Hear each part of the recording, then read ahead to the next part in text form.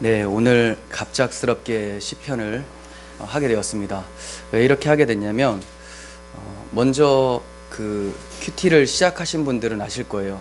두란노 생명의 삶 큐티가 5월 달에는 마지막 부분이 시편이었거든요. 그래서 이 89편을 저도 묵상을 했었는데 89편이 꽤 깁니다. 52절까지 있어요.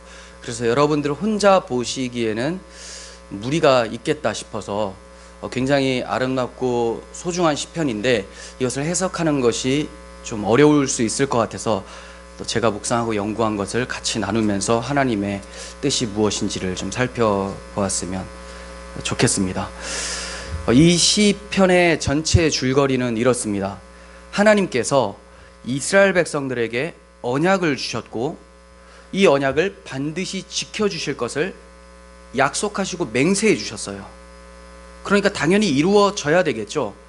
그런데 지금 이 시편 기자의 상황이 어떠냐면 이스라엘 백성들이 바벨론에게 함락당하여서 바벨론 포로로 끌려가서 노예 생활을 하고 있는, 포로 생활을 하고 있는 그런 상태였던 거예요. 남유다의 마지막 왕 시드기야는 눈앞에서 아들들이 처형당하는 것을 보고 두 눈이 뽑힌 후에 바벨론 포로로 끌려가게 됩니다. 차라리 두 눈을 먼저 뽑았으면 괴로움도 덜했을 것 같아요. 하지만 마지막으로 본 장면이 자기 아들들이 죽는 것이었고 그리고 나서 눈이 뽑혀서 바벨론 포로로 끌려가게 됐었죠. 얼마나 비참한 상황입니까? 이런 비참한 상황에서 이 시편 기자가 무엇을 붙잡을 수 있겠습니까? 언약밖에 없어요. 언약.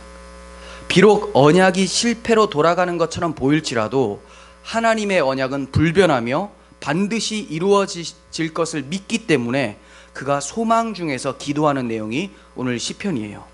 그래서 시편 기자는 언약을 붙잡고 기도를 하고 있습니다. 언약을 신뢰하는 것이 성경이 말하는 믿음이에요. 그냥 우리가 내가 믿고 싶은 거 믿겠다 이런 것이 믿음이 아니라 하나님께서 말씀하신 언약을 신뢰하는 믿음이 성경적 믿음입니다.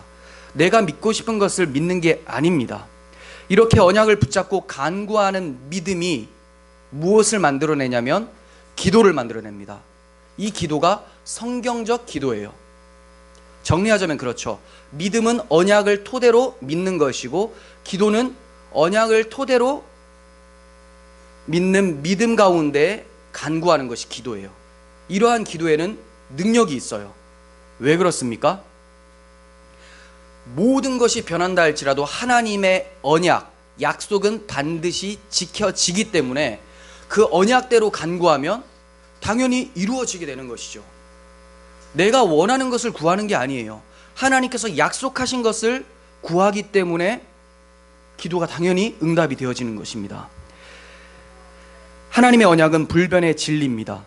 베드로전서 1장 24절에서 그러므로 모든 육체는 풀과 같고 그 모든 영광은 풀의 꽃과 같으니 풀은 마르고 꽃은 떨어지되 오직 주의 말씀은 세세토록 있도다 하였으니 너희에게 전한 복음이 곧 이 말씀이니라. 베드로 사도가 얘기를 합니다. 세상의 모든 것 다 사라지게 된다.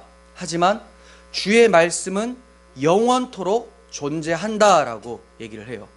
그러므로 우리가 신뢰할 대상은 뭐냐? 하나님의 말씀이라는 거예요. 하나님 말씀 외에는 다 변하게 됩니다. 오늘 본문에서는 이렇게 언약을 바라보며 현실을 해석하는 한 성도의 고백이 나오고 있어요. 이를 통해서 능력 있는 언약의 백성으로 하루하루를 살아갈 수 있었으면 좋겠습니다. 자, 1절부터 보겠습니다. 여러분들이 같이 집중해서 보셔야지 이 시편 89편을 이제 하나씩 해석을 할 수가 있어요. 하나님께서 우리에게 유익으로 주신 이 말씀을 해석을 못하면 참 안타깝겠죠. 집중을 하시고 보도록 하겠습니다. 1절 내가 여호와의 인자하심을 영원히 노래하며 주의 성실하심을 내 입으로 대대에 알게 하리이다. 제가 먼저 배경을 말씀을 드렸는데 1절부터 이렇게 시작하는 것이 의아하지 않습니까?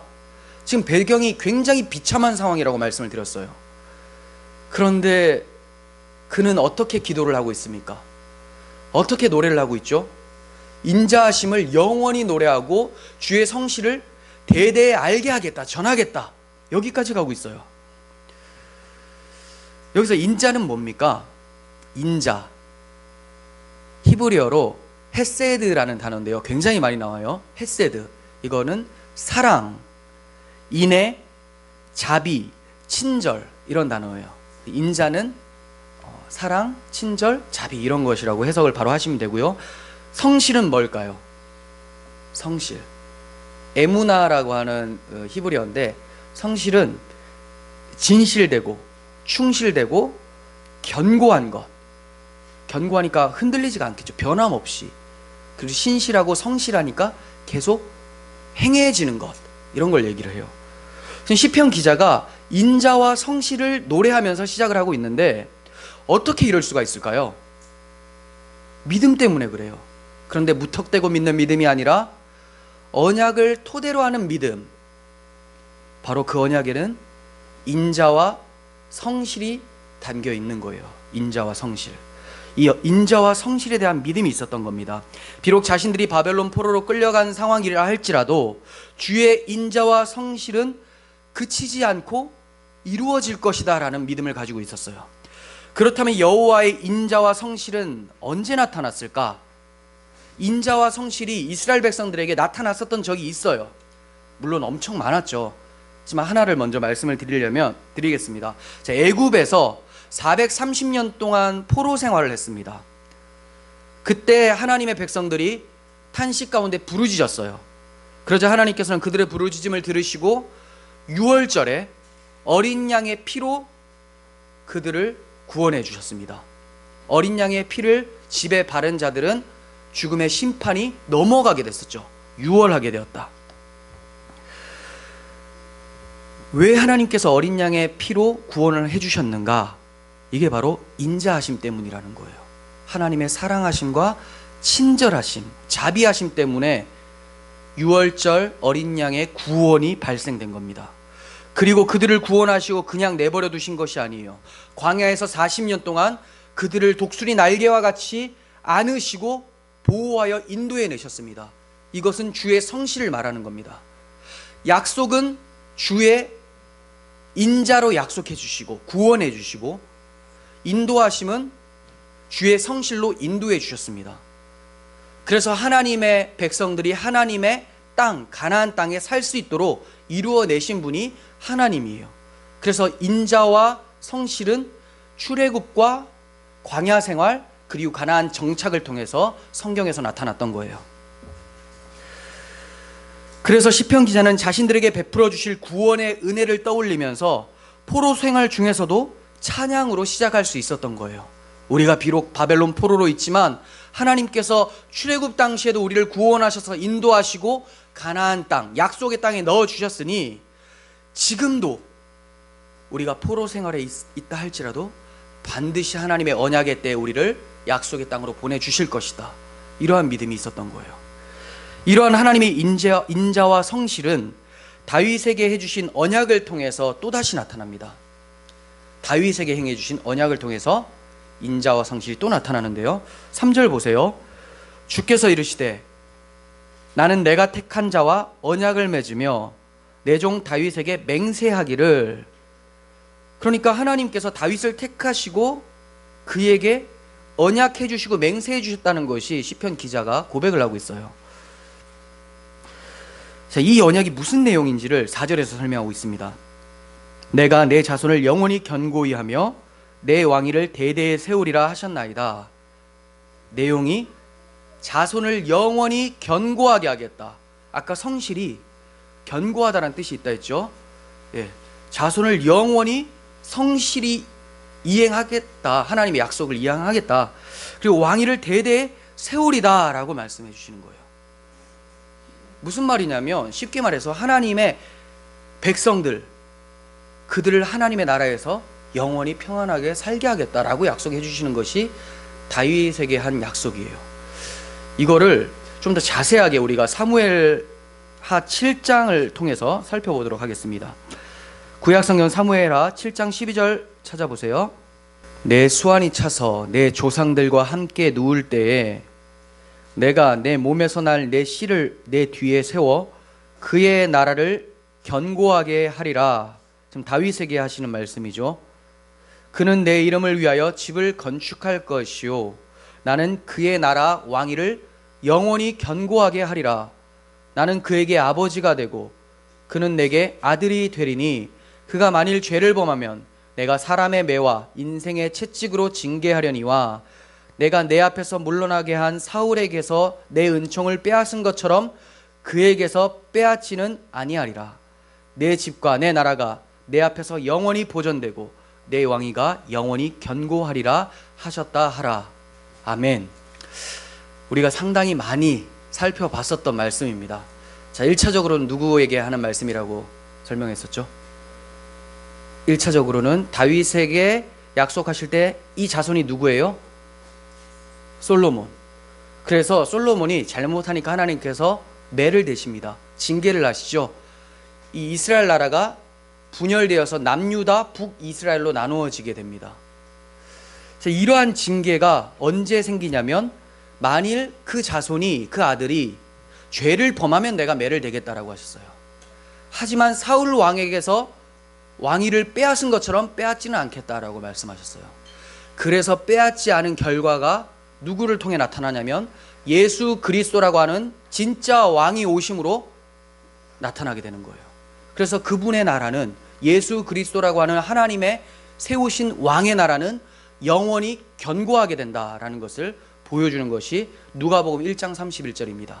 주님께서 태어나셨을 때 이런 찬송이 있습니다. 성령께서 이렇게 말씀하십니다. 보라, 내가 잉태하여 아들을 낳으리니 그 이름을 예수라 하라. 이거 성령이 누구에게 하시는 말씀이죠? 누굽니까? 요셉 아닌가요? 그죠? 마리아인지 요셉인지 헷갈려요. 요셉인 것 같아요. 자, 요셉에게 아들을 낳을 건데 이름을 예수라 하라 라고 했어요. 큰 자가 되고 지극히 높으신 이의 아들이라 일컬어질 것이요 주 하나님께서 그 조상 다윗의 왕위를 그에게 주시리니 영원히 야곱의 집을 왕으로 다스릴 것이며 그 나라가 무궁하리라. 그러니까 이 사무엘, 마리아예요. 예, 죄송합니다. 마리아. 그걸 또 찾아보셨네. 자, 그러니까 이 솔로몬에게 약속한 이 1차적으로 솔로몬에게 해당되었던 말씀이 예수님께로 넘어와서 예수님이 바로 하나님 나라를 영원히 이어가실 참된 왕이시다라는 것을 주의 성령께서 예수님의 태어나실 때 말씀해 주신 거예요. 이처럼 다윗 언약은 주의 인자와 성실이 예수 그리스도를 통하여 궁극적으로 완성되게 될 것을 언약을 통해 나타내 보이고 계셨던 거예요. 자, 생각해 보세요. 다윗을 택하시고 메시아 언약을 세워주신 것이 무슨 자격이나 공로가 있어서일까요? 아무 자격과 공로가 없습니다. 오히려 그들이 해놓은 것은 악을 쌓아놨던 것뿐이에요. 하나님께 반역을 하고 있었습니다. 여호와의 인자하심이, 즉 무조건적인 사랑과 은혜가 언약을 맺게 해주신 거예요. 그냥 가만히 내버려두고 패망하게 만들어도 되는데 하나님께서 굳이 찾아가셔서 언약을 해주세요. 내가 그렇게 내 나라를 지켜내겠다 말씀해 주시죠. 인자하심으로 언약을 해주셨어요. 그리고 그 언약하신 바를 성실하심으로 지속적으로 이루어내신다라는 것을 이스라엘 역사를 통해서 드러내셨죠. 이스라엘 백성들이 얼마나 자주 반역을 했습니까? 광야에서는 크게 10번이나 반역을 했었고, 크게 가나안 땅에 도착을 해서 끊임없이 반역을 했었던 것이 사사기의 내용이죠. 그때마다 하나님께서는 사사들을 세우셔서 구원을 해주셨어요. 좀 평안해지면 또다시 악을 행하고 하나님께서 다른 이방 나라를 데리고 와서 그들을 치게 하심으로 매를 대셨습니다. 그러자 그들이 탄식하자 하나님께서 또다시 구원자를 보내주시고 그들을 구원해 주셨어요. 또 평안해지자 또다시 반역을 하는 것이죠. 많이 닮아있지 않습니까? 뭐와 닮았습니까? 우리와 닮았죠. 고질병이에요. 하나님은 끊임없이 인자와 성실을 베푸시는데 우리는 끊임없이 반역을 합니다. 이제 그쳐야 되겠죠. 못 그친다라고 하지 마시고 그치십시오. 그리고 못 그쳤을 때 또다시 인자와 성실을 붙잡으십시오. 난 못 그쳐요 라고 인자와 성실이 있으니까 괜찮을 거예요 라고 한다면 하나님의 은혜를 너무 가볍게 여기는 거예요. 고쳐내신다고 날마다 다짐하시고 넘어지시면 그때 회개하고 인자와 성실을 그때 붙잡아도 늦지 않아요. 이미 자기가 죄 지을 걸 너무 잘 알고 나 어차피 죄 지을 테니까 인자와 성실이여 오라. 이건 뭐예요? 그런 거 아닙니다. 그리스도인들은 날마다 절대 주 앞에서 죄를 짓지 않겠습니다라는 다짐으로 시작하지만 넘어졌을 때 약속 믿고 또다시 일어나는 그런 사람들이죠. 하나님께서는 이렇게 반역한 자들에게 회초리를 대시고 부르짖을 때마다 응답해 주셔서 구원자를 보내주셨어요. 이러한 하나님의 마음이 호세아서 11장 8절에도 잘 나타나 있습니다. 호세아 11장 8절 찾습니다. 자, 여러분들 이 말씀을 읽으실 때 여기 그 수신자를 생각하면서 여러분들의 이름을 넣으시고 한번 읽어보세요. 제가 읽겠습니다. 에브라임이여, 자, 여러분들 이름 넣으시면 되겠죠. 에브라임이여, 내가 어찌 너를 놓겠느냐. 이스라엘이여, 내가 어찌 너를 버리겠느냐. 내가 어찌 너를 아드마같이 놓겠느냐. 어찌 너를 스보임같이 두겠느냐. 내 마음이 내 속에서 돌이켜 나의 긍휼이 온전히 불붙듯 하도다. 내가 나의 맹렬한 진노를 나타내지 아니하며 내가 다시는 에브라임을 멸하지 아니하리니 이는 내가 하나님이요 사람이 아니니라. 내 가운데 있는 거룩한 이니 진노함으로 내게 임하지 아니하리라. 아멘. 주님의 말씀이에요. 우리가 죄를 범해도 일어날 수 있는 이유가 뭡니까? 하나님의 신실하심 때문에 인자로 약속해 주시고 그 약속을 계속해서 이어가시는 성실하심 때문에 우리가 돌이킬 수가 있는, 회개할 수 있는 이유가 되는 거예요. 문제는 하나님이 용서를 안 해주시는 것이 문제가 아니라 용서를 받으려고 회개치 않는 우리들의 고집스러움이 문제라는 것입니다. 주의 긍휼과 인자하심과 성실을 믿고 하나님 앞에 나아가시길 바랍니다. 우리 하나님의 인자와 성실에 대해서 조금 더 살펴보도록 하겠습니다. 하나님은 아침에 인자하심을 베푸시고 밤에 성실하심을 베푸신다라고 시편에서 또 얘기를 합니다. 92편 1절을 보세요. 지존자여 시편금과 비파와 수금으로 여호와께 감사하며 주의 이름을 찬양하고 아침마다 주의 인자하심을 알리며 밤마다 주의 성실하심을 베품이 좋으니이다. 시편 기자가 찬양을 하는데 아침과 저녁에 온통 인자와 성실로 드리워져 있다. 이것을 찬양하고 있어요.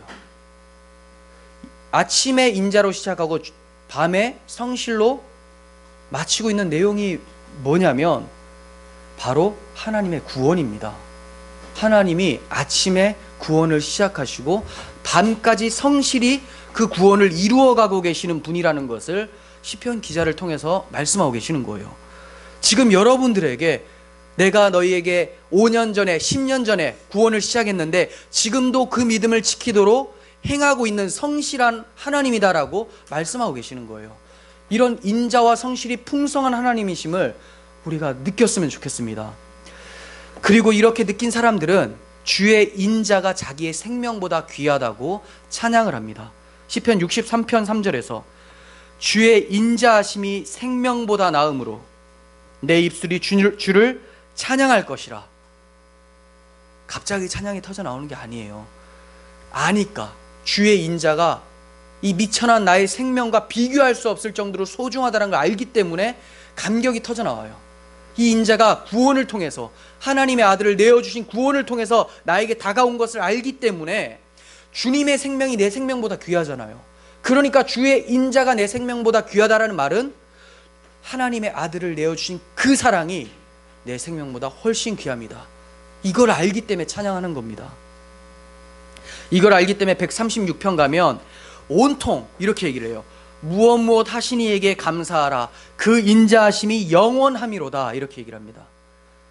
온통 끝에 처음부터 끝까지 다 그렇게 얘기해요. 무엇 하신 이에게 감사하라. 그 인자하심이 영원함이로다. 여러분은 삶을 대입해서 생각해 보세요. 나에게 이것 해주신 하나님께 감사하라. 그 인자하심이 영원함이로다. 여러분들이 이 공간에 계신 것, 숨 쉬고 있는 것, 자녀가 있는 것, 배우자가 있는 것, 부모님이 계신 것, 사랑하는 사람들이 있는 것, 공동체, 믿음의 공동체가 있는 것, 무엇보다도 하나님의 아들이 나의 주인으로 계신 것, 그 인자하심이 영원하기 때문에 밤새도록 찬양하게 되는 것이죠. 풍성히 묵상했으면 좋겠습니다. 그러므로 성도들은 다른 것을 먹을거리로 삼지 않아요. 그냥 뭐 시간만 되면 뭐 먹을까 저도 그렇게 생각합니다. 배가 고프니까요. 하지만 진짜 중요한 게 뭡니까? 여러분, 명예를 먹을 겁니까? 권력을 먹을 겁니까? 세속의 힘? 아니에요. 주의 성실을 먹을거리로 삼을지어다 라고 시편 기자가 얘기를 하고 있죠. 37편 3절에서 땅에 머무는 동안 그의 성실을 먹을거리로 삼을지어다. 땅에 머무는 동안, 지금 우리 인생 동안 우리가 먹을 거는 주의 성실이에요. 그 성실은 주님의 언약과 그 언약을 이행해 가시는 하나님의 섭리라고 말씀을 드렸죠. 우리 삶 속에서 무엇이 계속 우리를 따라가십니까? 주의 사랑이 그리스도를 통해서 우리가 계속 함께해요. 지금 여러분들 옆에 그리스도 앉아 계신다고 생각해 보세요. 너무 유치한 것 같아요. 이런 단순하고 인격적인 사고를 먼저 하셔야 돼요. 지금 주님이 내 옆에 계시고 내 안에 계시고 나를 감싸 안고 계신다. 근데 그분을 평생의 먹을거리로 삼으셔서 사셔야 된다는 거예요. 주의 성실이 날마다 우리에게 임하는 줄을 우리는 믿습니다. 시편 기자는 이러한 하나님의 인자심과 성실을 알고 있었던 거예요. 비록 지금 바벨론 포로로 끌려가 있을지라도 다윗에게 세워주신 언약은 반드시 이루어질 거를 믿고 있었던 거죠. 그래서 2절에서 내가 말하길 인자하심을 영원히 세우시며 주의 성실하심을 하늘에서 견고히 하시리라 하셨나이다, 이렇게 얘기를 해요. 인자하심을 영원히 세우고 성실하심을 하늘에서 견고히 흔들리지 않도록 세우신다. 확고하죠. 바벨론 포로, 이거 환경, 눈에 보이는 환경이다. 하지만 하나님 약속이 진짜 현실이다. 눈에 보이는 게 현실이 아니에요. 이거 왜 허상이냐면 없어질 거기 때문에 그렇습니다. 이 허상 속에서 뭘 발견하라고 하시냐면 현실을 발견하라는 겁니다. 그 현실은 주의 인자와 성실이 내 인생에 흘러가고 있다는 것을 포착하시고 찬양을 하시라는 거예요. 하나님께서도 약속해 주시기를 35절에서 제가 읽어드릴게요. 내가 나의 거룩함으로 한 번 맹세하였은즉 다윗에게 거짓말을 하지 아니할 것이라, 이렇게 말씀하고 계세요. 거짓말 안 하신대요. 하나님은 변함도 없으시고 회전하는 그림자도 없으신 분이시라고 히브리서 기자는 얘기를 합니다. 야고보서 기자가 얘기를 합니다. 그러므로 포로 생활이라는 현실 속에서 인자하심을 영원히 노래하고 성실하심을 대대에 알게 하리라, 이렇게 찬양을 시작하고 있는 거예요. 저는 우리들의 찬양의 시작도 이런 내용을 담고 있었으면 좋겠어요. 우리 각자의 형편이 다 다릅니다. 제가 여러분들의 형편을 다 살피지 못할 수가 있어요. 그리고 가장 가까이 있는 부모님이나 처자식이나 남편까지도 다 모를 수가 있습니다. 내 공고를 누가 알까요? 하나님은 아세요. 그 하나님 앞에 여러분들의 무거운 짐들을 내어놓으시고 언약 붙들고 찬양으로 시작하시길 바랍니다. 그러므로 무엇보다도 중요한 것이 주의 인자와 성실을 아는 거예요. 아는 것. 우리가 무엇을 행하는 것이 우선이 아닙니다. 기독교인들이 되면 사람들이 바로 생각하는 게 이제 뭐 하지? 나 뭐 할까? 교회 다니면 뭐 해야 되는 거 아니야? 이것부터 생각을 하는데 행하기 전에 아는 게 먼저입니다. 그 아는 것은 주의 인자와 성실, 구원이 무엇인지를 알고 그 감격 속에서 이 찬양한 기자와 같이 그 찬양 속에서 행하는 거예요. 이게 바로 믿음으로 행함이라는 거예요. 믿음이란 전인적인 거예요. 지식, 지적인 것, 그리고 감정적인 것, 의지, 지정의, 이게 믿음입니다. 그러므로 믿음에는 무턱대고 믿는 것이 아니라 지식이 수반이 되어야 돼요. 호세아 선지자는 이스라엘 백성이 망하게 된 원인을 지식 부재라고 얘기를 합니다. 내 백성이 지식이 없어서 망하는도다, 이렇게 얘기를 해요. 하나님의 지식이, 하나님께서 주시는 인자와 성실이 무엇인지 우리가 알고 믿을 때 하나님께서 행해 주신 그 은혜에 감사하면서 진정으로 행할 수가 있는 겁니다. 우리에게 시편 기자와 같은 믿음이 있습니까? 인자와 성실 아는 지식이 있습니까? 그 지식을 토대로 인격적인 하나님을 바라보는 믿음이 있습니까? 이 믿음을 간절히 소원하시고 이 믿음이 찾아오면 여러분들 눈을 하나님의 인자와 성실을 안경 삼아서 세상을 보세요. 현실을 보십시오. 그러면 지금까지 고통스럽고 탄식하고 절망 가운데 있었던 거, 이거 하나님의 약속이 소망이기 때문에 그냥 넘어갈 수 있습니다. 물론 아픔이라는 건 있어요. 하지만 절망하지 않아요. 우리의 결국, 우리의 현실은 하나님의 약속한 바대로 이루어질 것이기 때문에 그렇습니다. 하나님의 백성은 소망이 바로 하나님의 언약이에요. 하나님의 백성 소망은 하나님의 언약입니다.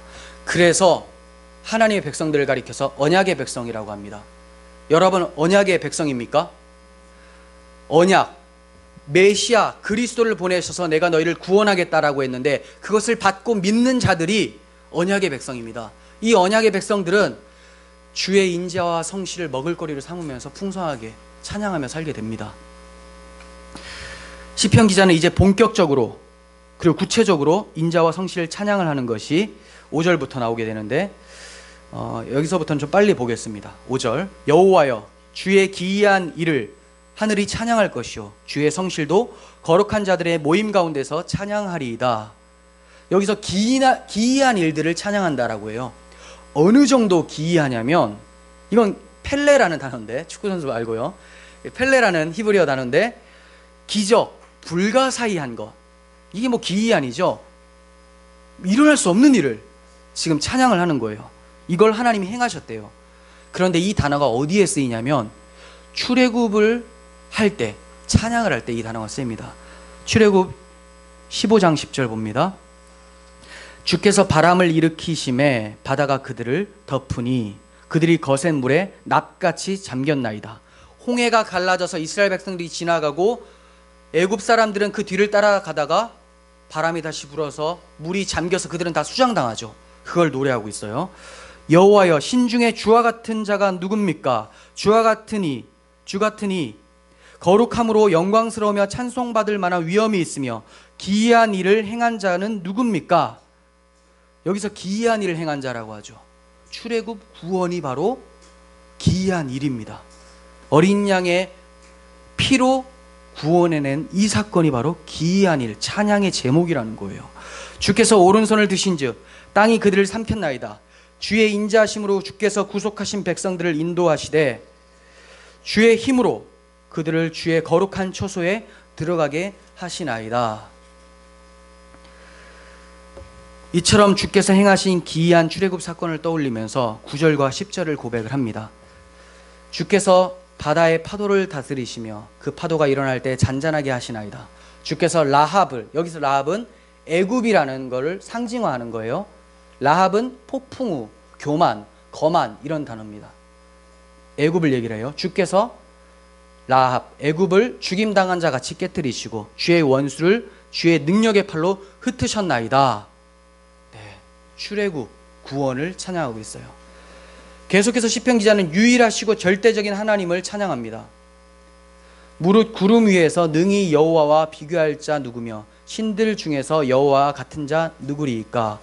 8절에서도 주와 같은 능력이 있는 자가 누구리이까? 주의 인자와 성실을 깨달은 자는 주와 같은 신이 어디 있습니까? 이렇게 찬양할 수밖에 없습니다. 여러분, 하나님은 다른 신하고 비교 대상이 아니에요. 제가 옛날에는 불교인이라고 말씀을 드렸잖아요. 그때 이제 유치원 다닐 때 저는 이제 나름대로 불심이 좋았기 때문에 어떤 애가 하나님이 최고야라고 했을 때 제가 부처님이 최고야라고 하면서 싸웠던 적이 있습니다. 사실 부처는 인간이고, 그죠? 시다르타는 인간이고, 하나님은 신인데 그런 개념이 없는 거죠. 그냥 내가 믿는 종교가 밀리는 것이 싫었던 것이 유치원생에게도 있었던 것 같아요. 바른 지식이 중요해요. 하나님은 비교 불가 신이고, 그 말은 다른 신이 있다는 것이 아니라 다른 신은 없어요. 신이라는 것은 절대적인 것을 얘기합니다. 우리가 헬라 철학이나 그리스 로마 신화 이런 거에 많이 접하다 보니까 TV에서도 그런 게 많이 나오잖아요. 그러다 보니까 신이 어느 정도 차등이 있는, 힘의 한계도 있는 것을 신이라고 생각을 합니다. 토르, 아버지가 막 떨어져 죽고 막 이런 거 있잖아요. 뭐 싸웠는데 피해도 입고 상처도 입고 이런 것이 다 뭐냐? 신이 아닌데 인간보다 센 것을 신이라고 그냥 만들어 놓은 거죠. 그러니까 신하고 인간하고 막 싸우고 막 이런 것들이 나오는 거 아닙니까? 근데 성경에서는 신과 인간이 싸움의 대상이 아니에요. 하나님과 인간은 그냥 이렇습니다. 창조주와 피조물, 주인이에요, 주인. 그 모든 것이 하나님 외에는 신이 없다는 것을 성경에서는 말씀하고 있습니다. 그러므로 우리가 주의 인자와 성실을 맛보았으면 무엇을 찬양해야 되냐면 주와 같은 분이 없습니다. 이걸 진짜 찬양할 수 있어야 돼요. 이러한 하나님을 대할 때 당연히 경외심이 발생되게 되죠. 그래서 7절에서 이렇게 얘기를 해요. 하나님은 거룩한 자의 모임 가운데에서 매우 무서워할 이시오며 둘러있는 모든 자 위에 더욱 두려워하실 이시니이다. 경외해야 됩니다. 주의 인자와 성실을 아는 자가 하나님이 유일하시며 절대적이신 분인 걸 알고 경외합니다. 그런데 오늘날에는 하나님은 사랑이시다 라는 것만 강조를 하면서 하나님을 친구 대하듯 해요. 하나님을 친밀하게 대하는 건 맞아요. 우리 아버지시니까. 하지만 맘먹는 건 아니죠. 다릅니다. 하나님 사랑하시니까 뭐 이 정도는 내가 예배 드릴 때 자세가 이래도 좀 졸아도 아니면 뭐 좀 사람 미워하고 헐뜯고 이래도 하나님께서 다 이해해 주시겠지. 이게 뭐냐면 하나님을 자기 아래로 보는 거예요. 내가 이렇게 하는데 뭐 어쩌겠어. 이거라는 거죠. 근데 주와 같은 신이 어디 있습니까? 라고 하는 사람이 이런 태도를 취할까요? 그렇다면 이런 태도를 취한다는 것은 유일하신 하나님을 모르는 것이고 인자와 성실을 모르는 것이겠죠. 인자와 성실은 구원인데 여러분들이 구원의 감격이 있다면 이런 자세를 취하면 안 됩니다. 그래서 성령의 열매는 바로 사랑으로 흘러가는 거예요. 뭘 내가 이렇게 해야 되겠다가 아니라 그 사랑을 알기 때문에 인자와 성실을 경험했기 때문에 그 절대적인 하나님 앞에서 그냥 겸손하게 납작 엎드려져서 내가 가장 낮은 자입니다. 다른 사람을 나보다 낮게 여겨야 되는데 이렇게 낮게 여겨요. 지읒으로. 그게 아니에요. 시옷. 나보다 낫다. 이렇게 여겨야 돼요. 이게 바로 인자와 성실을 경험한 사람들입니다. 하나님은 사랑의 하나님이시지만 경외할 뿐이라는 것을 잊지 말았으면 좋겠어요. 그리고 11절에서 13절까지 창조주 하나님을 찬양합니다. 그러니까 이 시편에서는 다 나와요. 뭐 구원과 경외함과 창조주 하나님 다 나와요. 11절 하늘이 주의 것이요 땅도 주의 것이라 세계와 그 중에 충만한 것을 주께서 건설하셨나이다. 남북을 주께서 창조하셨으니 자, 남유다 북이스라엘이에요. 다볼과 헤르몬이 이거는 이제 요단강 쪽에서 한쪽은 왼쪽과 오른쪽에 있는 지역을 얘기를 해요. 다볼과 헤르몬이 주의 이름으로 말미암아 즐거워하나이다. 이스라엘 전체가 주님의 이름 때문에 즐거워하고 있다. 주의 팔에 능력이 있사오며 주의 손은 강하고 주의 오른손은 높이 들리우셨나이다. 창조의 능력이 하나님께 있습니다. 자, 이어서 시편 기자는 14절에서 18절 통해서 다윗 언약을 세워주신 하나님의 성품에 대해서 얘기를 해요. 능력의 하나님만이 아니라 의와 공의, 인자와 진실하신 하나님이라고 얘기를 하십니다. 자, 14절 의와 공의가 주의 보좌의 기초라 인자하심과 진실함이 주 앞에 있나이다. 의와 공의가 나왔어요. 인자와 진실이 나왔습니다. 요 네 개를 잘 기억하십시오. 하나님은 구원을 계획하시고 이루어 가시는데 요 네 가지를 통해서 이루어 가세요. 의와 공의, 인자와 진실함, 이게 구원에 다 들어가 있어요. 하나님이 우리를 구원하시되 인자로만, 즉 사랑으로만 구원하신 것이 아니라 공의로도 구원하셨습니다. 왜 그러냐면 하나님 앞에 죄를 범했어요. 사람들이. 하나님이 인자하심 때문에 그냥 안아주시면 죄를 범했는데도 심판하지 않았기 때문에 불의한 하나님이 되죠. 그래서 공의를 시행하셔야 돼요. 그래서 인자와 공의로 구원하신 내용이 십자가 사건이죠. 자기 아들을 공의로 심판하시고 우리를 대신 인자로 살려주시는 것. 그런데 여기서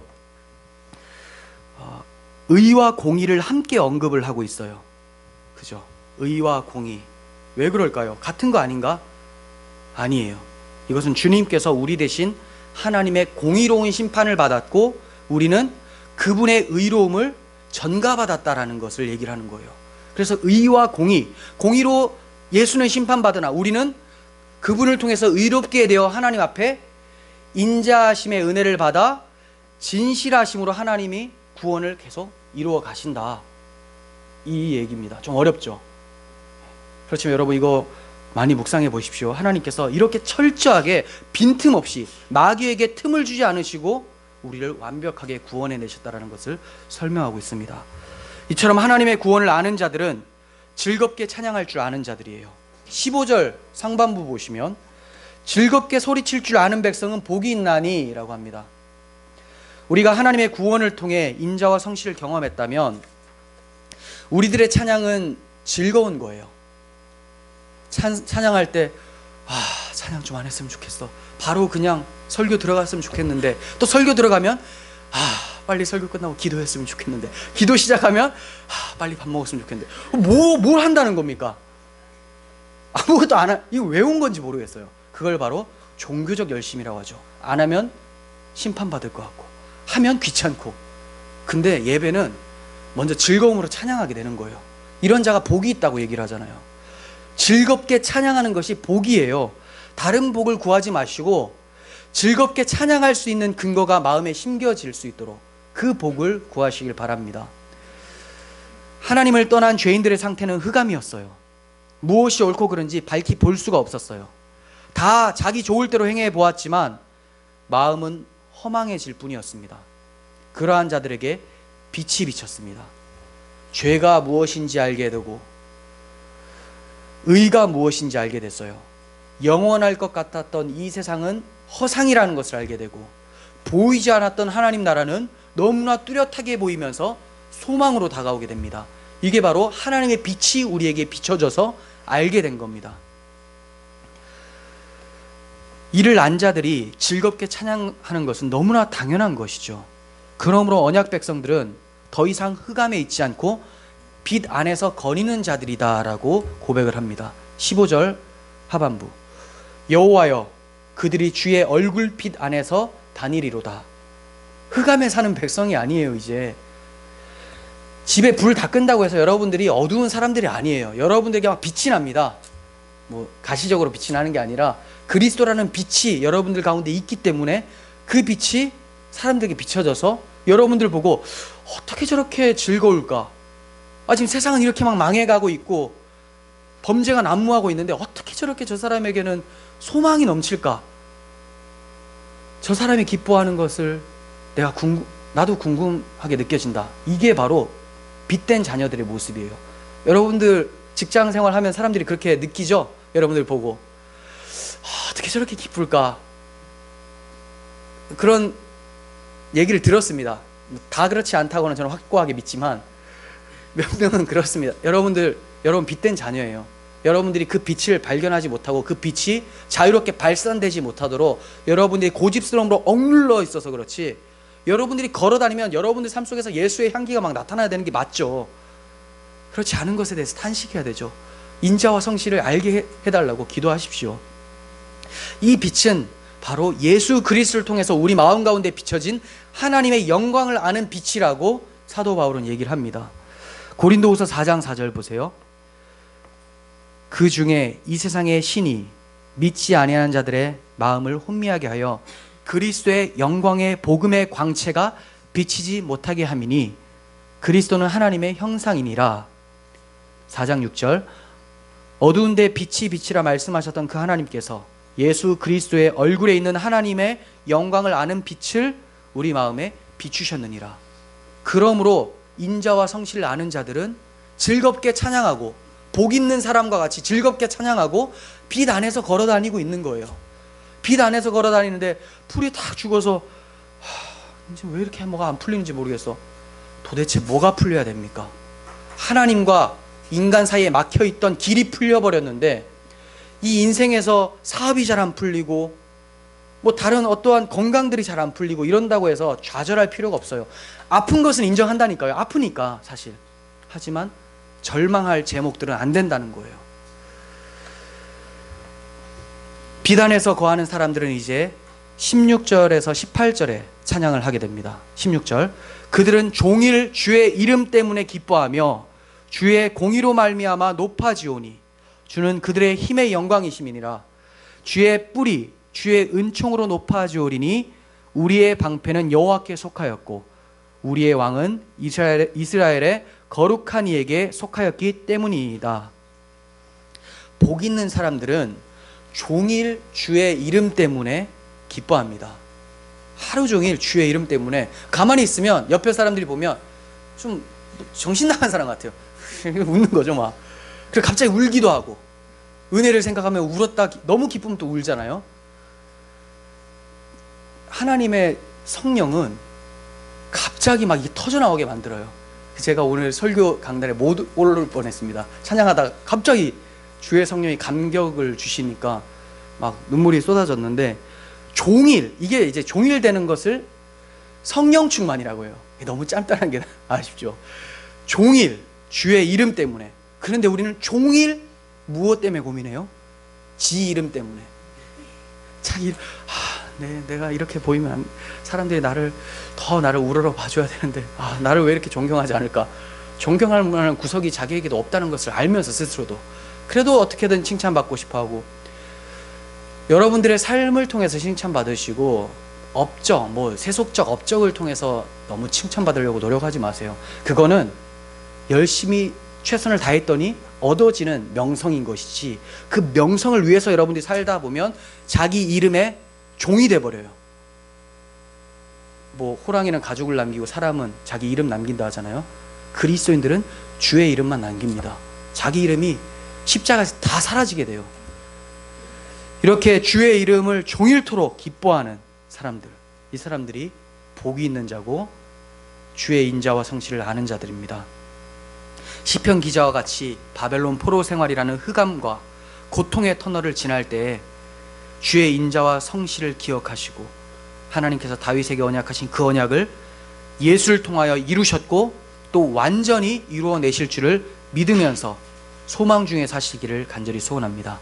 기도하겠습니다. 거룩하신 하나님 아버지,